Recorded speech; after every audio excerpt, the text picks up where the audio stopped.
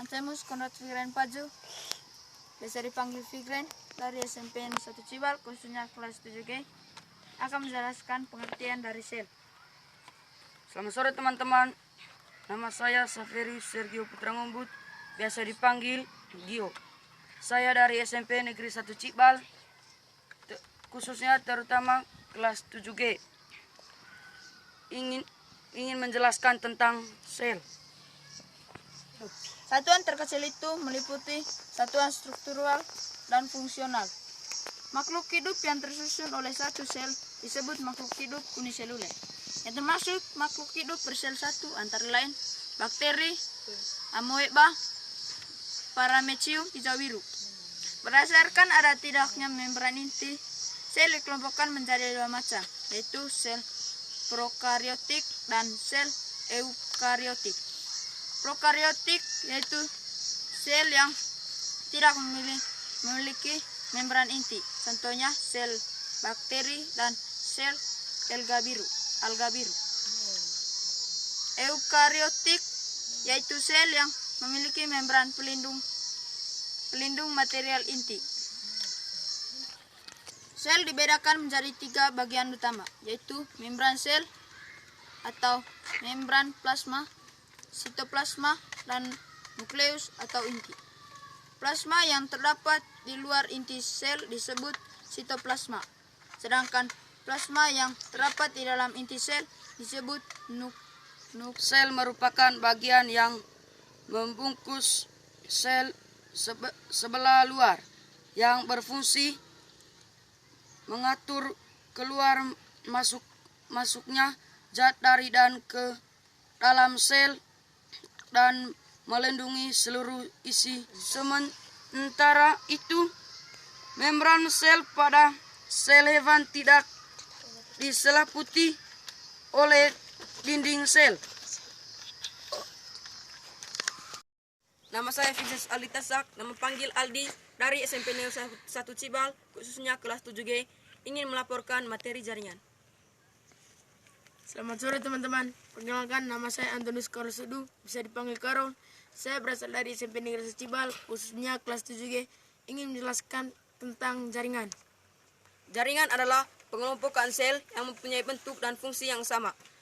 Jaringan pada hewan vertebrata dan manusia. Pada hewan vertebrata dan manusia terdapat 4 macam jaringan utama, yaitu jaringan epitel, jaringan pengikat, jaringan otot, dan jaringan saraf. Jaringan epitel. Jaringan epitel terdiri dari sel-sel yang tersusun dalam lembaran-lembaran. Masing-masing lembaran terdiri dari satu lapisan atau lebih. Lembaran ini melapisi atau tertutupi permukaan luar tubuh, membentuk kulit, atau melapisi permukaan rongga dalam tubuh. Jaringan epitel berfungsi sebagai pelindung jaringan di bawahnya dari kerusakan karena gerakan mekanis, radiasi ultraviolet maupun serangan bakteri. Fungsi lain dari epitel adalah sebagai penyerap absorbsi teruskan ke dalam sel. Akson berfungsi sebagai penerus impuls dari badan sel ke badan sel lainnya. Jaringan pada tumbuhan. Semakan antara jaringan hewan dan tumbuhan. Jaringan pada tumbuhan terdiri atas jaringan meristem, jaringan epidermis atau jaringan pelindung, jaringan parenkim atau jaringan dasar, jaringan penyongkong, dan jaringan pengangkut. Ujungnya akar membentuk rambut-rambut akar. Jaringan parenkim atau jaringan dasar tersusun dari sel-sel hidup yang berdiri tipis. Jaringan parenkim terbesar di seluruh tumbuhan, baik pada akar, batang, daun, biji, maupun buah.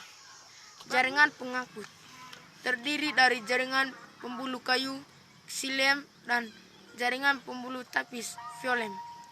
Jaringan xilem berfungsi mengangkut air mineral dari air ke daun. Jaringan phloem berfungsi mengangkut zat makanan dari daun ke seluruh bagian tubuh.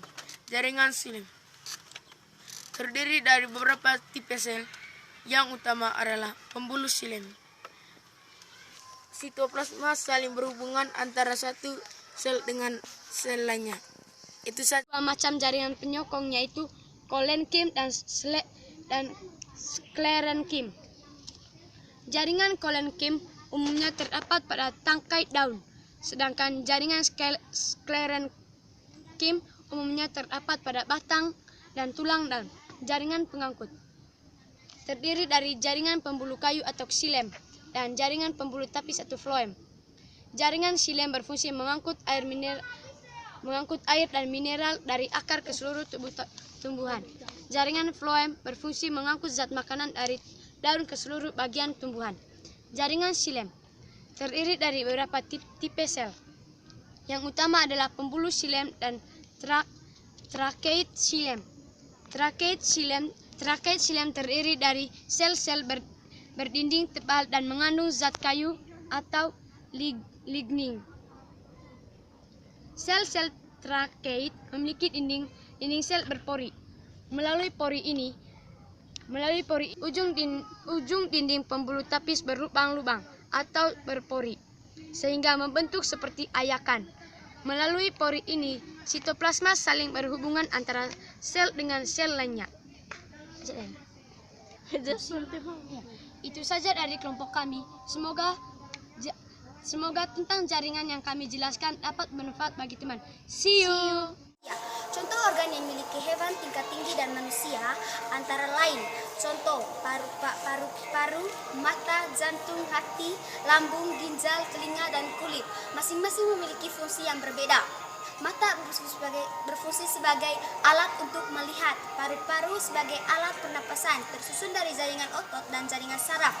Jantung bertugas untuk memompa darah, hati berfungsi untuk menetralkan racun, tersusun dari jaringan otot pengikat saraf. Ginjal berfungsi sebagai alat pengeluaran ekskresi. Telinga berfungsi sebagai indera, pendengar, dan keseimbangan. Organ pada tumbuhan. Organ-organ pokok yang terdapat pada tumbuhan adalah akar, batang, dan daun. Daun tersusun atas jaringan epidermis, jaringan epidermalisedi, jaringan spons, dan jaringan pekat dan pengumpan. Itu kan ya. Teman-teman kami dari kelas 7E, khususnya kelompok 1, ingin menjelaskan tentang sistem organisasi kehidupan, khususnya tentang sel. Sebelum kami melanjutkan, kami akan memperkenalkan diri kami dulu. Dimulai dari teman saya. Perkenalkan, nama saya Florencia Lisa. Perkenalkan, nama saya Francisca Cicin Batara. Takut turun. Kok udah ditekan ya? Sel merupakan satuan kehidupan terkecil dari makhluk hidup. Sel pertama kali ditemukan oleh Robert Hooke pada tahun 1665 pada abad 19. Sel. 2. Sitoplasma atau cairan sel. Terbagi menjadi 2 bagian, yaitu bagian dalam atau endoplasma yang terlihat lebih keruh dan bagian luar atau ekoplasma yang tampak lebih kering. Yang ketiga, inti sel atau nukleus. Tersusun dari 90% air, mengandung lemak, protein, vitamin, dan mineral. Yang keempat adalah nukleus, pengaturan seluruh kegiatan sel. Kelima adalah kromosom, merupakan anak inti sel yang berfungsi untuk mensintesis materi genetika. Kromosom mengandung gen yang membawa sifat menurun atau terdapat dalam inti sel. Yang keenam adalah badan Golgi, makanan. Dan yang terakhir adalah dinding sel yang terdapat pada tumbuhan. Adalah lapisan pelindung yang ada di bagian luar membran sel. Ya. Sel dibedakan menjadi 3 bagian utama, yaitu membran plasma, sitoplasma, dan nukleus atau inti. Plasma yang terdapat di luar inti sel disebut sitoplasma. Sedangkan plasma yang terdapat di dalam inti sel disebut nukleoplasma. Nukleoplasma dan sitoplasma disebut protoplasma. Protoplasma merupakan cairan yang kental tersusun oleh air, karbohidrat, protein, lemak, garam-garam mineral, dan vitamin. Bagian yang membungkus sel sebelah luar, yang berfungsi mengatur keluar masuknya zat dari dan ke dalam sel dan melindungi seluruh isi sel atau protoplasma. Membran sel bersifat semi-permeable, artinya hanya dapat dilalui oleh air dan zat-zat tertentu. Misalnya, cairan gas atau zat padat yang berukuran besar. Inti sel berbentuk bulat telur atau tak teratur, dikelilingi oleh sitoplasma dan terletak agak di tengah sel. Umumnya, hanya ada satu nukleus di dalam sebuah sel. Inti sel merupakan bagian terpenting dari sel karena berfungsi mengatur seluruh kegiatan atau aktivitas sel, terutama saat terjadi perkembangbiakan. Di dalam inti sel terdapat kromosom yang di dalamnya mengandung gen. Gen berperan sebagai pembawa sifat keturunan. Itu saja penjelasan kami mengenai sel. Bila ada kesalahan, kami mohon maaf. Sekian dan terima kasih.